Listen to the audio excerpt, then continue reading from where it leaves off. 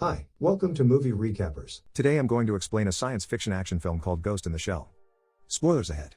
Watch out and take care. In the near future, there is only a thin line between human and machine. Technological advancements allow humans to enhance themselves with cybernetic parts. In what seems to be an emergency room, a medical team brings in an injured woman. Mira Killian, a woman in the accident, is reborn as a cyborg, but her brain is still intact. She gains consciousness after the sheet is uncovered. She has difficulty breathing after the procedure and is confused about where she is or what is happening. She meets her designer, Dr. Ulit, who monitors her condition. She reveals to Mira that she is the sole survivor of a refugee boat attacked by rebels who killed her parents.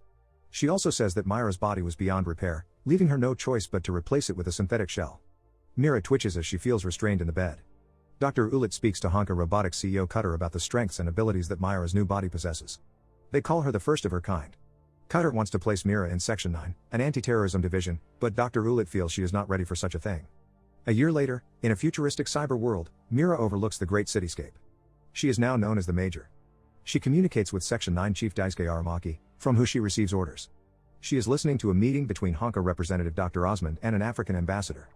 Mira informs Aramaki that someone is scanning data traffic as shown in her device. She traces where the transmission is from, accessing various surveillances from properties around the area. They find out that danger is around the African ambassador and Dr. Osmond. During the business conference, a group of men opens fire. The group of geisha robots start to attack people in the conference room. This urges Mira to take action despite Aramaki not giving orders. She jumps from the building and goes invisible to save the essential officials in the conference. The men shoot recklessly at the people in the room as one of the geisha robots extracts information from Dr. Osmond's neck before killing him.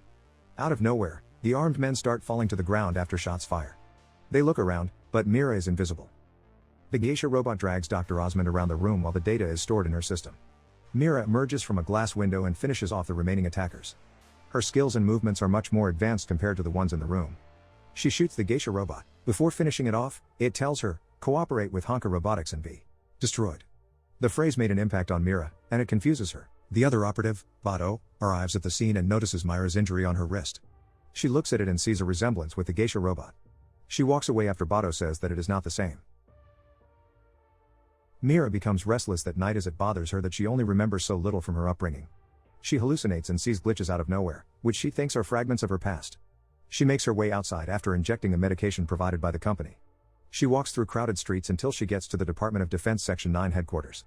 Mira, Togusa, Bado, and Carlos discuss the attack in a room using a dimensional image of the group of men. While concluding the source, Aramaki arrives, and they all stand still. Togusa, another operative, reports that 3 more scientists from Honka were slain on the night of the attack in the company's central laboratory. All of the victims have a sign of cerebral hacking. Just like Dr. Osmond, they were senior figures.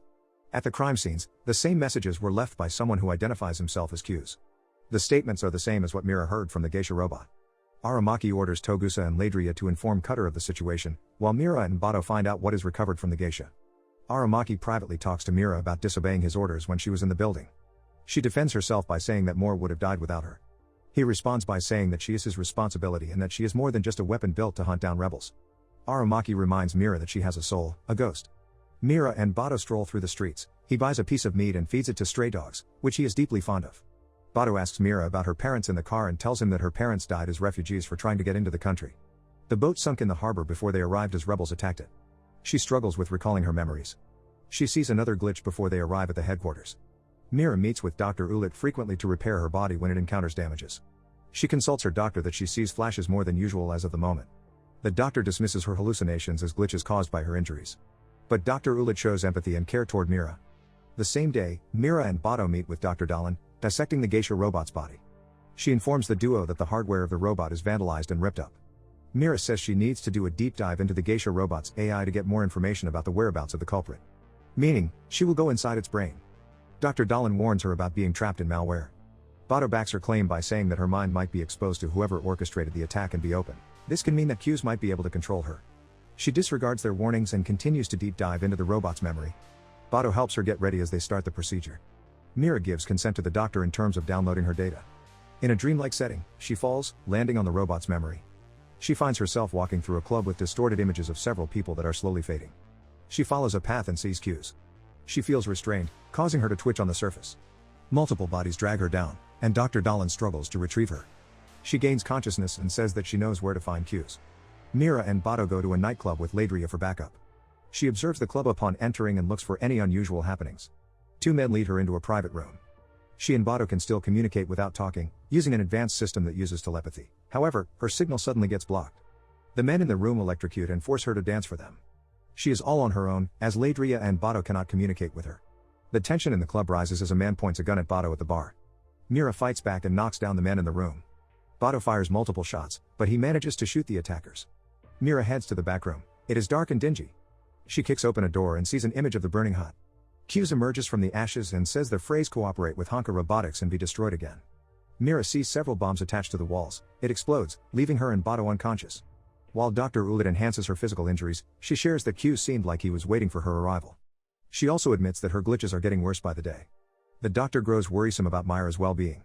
She has been inside the same shell as Q's, which might be the reason for her hallucinations. Bado receives cybernetic eyes to replace his damaged ones after the shootout. Mira visits him as he shows her his new set of eyes. He reminds her to feed the dogs because he fears that the strays would be terrified of his unique appearance. Mira happily does as he says. Meanwhile, Cutter meets with Aramaki with anger over Mira doing the deep dive, saying that she is an excellent asset to his company. Aramaki warns Cutter who he is threatening since Aramaki answers to the Prime Minister and not Honka. Mira heads to the city's red light district and asks a woman if she is human. In a private room, she examines her by touching her face and asking what it feels like. She is very much interested in the concept of humanity and their feelings. Q's makes his way to Dr. Dalin's lab. Before killing her, he rips her eyes out. The following day, Mira and Bado receive an incoming call from the car. Someone informs them that Dr. Dalin dies because of another attack. They see her lifeless body with eyes plucked out. Mira pulls a drive out of Dalin's hand, which contains names of other Honka associates, including Dr. Ulit, who is most likely the next target of Q's. That day, Q's controls two sanitation workers to ram their truck into Dr. Ulit's. The collision is intense, causing her car, along with the driver and Ladria, injuries. As their car is smashed in the street, one of the sanitation workers shoots the driver and points the gun at the doctor, still under Q's influence. Just in time, Mira and a squad of soldiers arrive to rescue the doctor. The shootout lasts for a while. They manage to bring down one of the sanitation workers. Mira and her partners arrive in time to shoot back at the men. She chases after one man, Lee, who can turn invisible. He runs away from Mira, ending up in a body of water. She fights him while invisible, which is a struggle for Lee. She recklessly hurts and throws him around. Mira desperately extracts information about Q's until Bado shows up and stops her, saying that they need him alive. The Section 9 team imprisons him in a glass cage as he is being interrogated. He informs Section 9 that he was on his way to pick up his daughter. Mira shows him a photo of what he sees as his daughter but is really a picture of himself. They ask him more questions, and his memory starts to feel clouded. They conclude that Q's managed to plant fake memories in Lee's head. In a matter of seconds, Lee's body language begins to shift. He displays a menacing smile. The team realizes that Q's is in his head, again. Mira enters the enclosure to communicate with Q's. He speaks through Lee to threaten Section 9 before making Lee jump to hang himself with the cable around his neck. Togusa manages to trace Q's. Mira him connected to a network with other humanoid cyborg bodies. The team takes off and gets ready to uncover the mystery of Q's real personality. They get inside the premises successfully. Several citizens vacate the area that is filled with illegal activities. Another shootout happens, which sparks up instant chaos. Mira finds Q's as he is connected to a network with other humanoid cyborg bodies. They form a circle and seem to form one common source of thoughts. Q's is using human minds to create a network of his own. This makes him powerful as he can control his subjects. She investigates the place even more and spots the burning hut image once again. A group of men attack her from behind and electrocute her endlessly, causing her to fall to the ground. Q's walks from a dark spot and finally comes face to face with Mira. He connects her to his network, and reveals himself and shows her his true form. Q stutters as he talks. He admits that he was a test subject of Honka's but considered a failure and a freak. On his deformed outcome, Q says that Honka took control of their lives instead of saving them. He then grabs a partial layer of Myra's exterior to look at it closely and puts it back. She calls him a bad person, and he becomes more agitated, threatening her even more. He disconnects her from the system and shoots him. He remains resilient. Mira sees a tattoo on his chest of the burning hut, like in her hallucination, and asks him what it is about. Both of them seem to see the same image over and over again. Q tells her not to take the medication that Honka supplies for her because it suppresses her memories. According to him, the shell belongs to them, but not the ghost. His words make an impact on Mira. That night, Mira confronts Dr. Ulit over her epiphany. She asks about how many fell victim to their experiments. She asks about where her body came from. Dr. Ulit reveals that they gave her false memories to build her personality and design what would motivate her to fight. Her body did not come from a boat, and her parents did not die the way she believed for years. Mira is their first successful experiment. She went off the grid to run away from the team. She takes a swim to be at peace with her thoughts. Upon returning to the boat, Bado is there to accompany her. She gets worried that one day he might receive an order to terminate her, but he assures her that none of that will ever happen. She asks him to take her back to Q's network. Cutter orders Dr. Ulit to get rid of Mira on account of her being a threat to the company. She informs him that Mira knows enough information to take defiance. The team tracks her location and brings her back to the headquarters.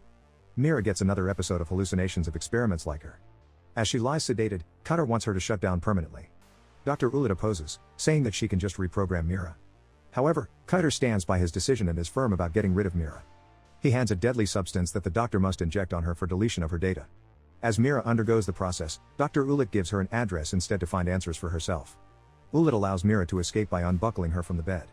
Before she lets herself get left behind in the lab, she hands a compilation of Myra's memories so she can recall her past. Mira makes her way out of the premises by fighting several members of the security team. She seems to gain more strength despite the process. Cutter shoots and kills Ulit from the glass division in revenge. Mira strolls through the city on a bike to make her way to learn about her past.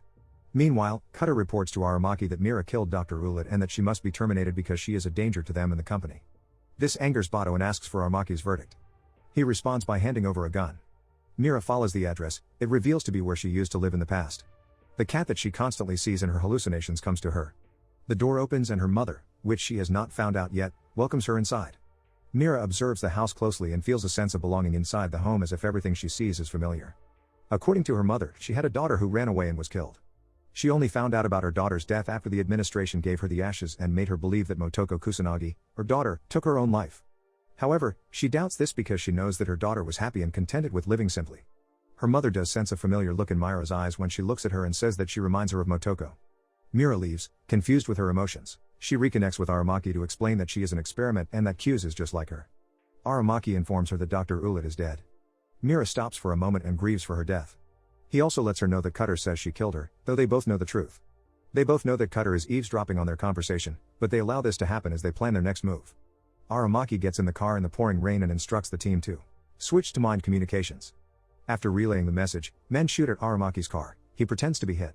As they get closer, he fights back and survives the attack. He manages to bring down the three men with ease and composure. Cutter sends his men to kill Section 9 members, but Bato and Togusa kill their attackers as well. Mira makes her way to meet with Q's at a hideout, which resembles the burning hut structure. She recalls a memory that seems to be traumatic as she feels a sense of familiarity with the place. A flashback reveals that she was actually abducted from that specific place.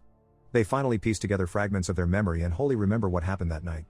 They remember that their real names were Hideo and Motoko. They were initially fighting against companies that turn humans into cyborgs. All of a sudden, an explosion happens, leaving both of them unconscious. A spider tank appears. It attacks Mira under Cutter's control.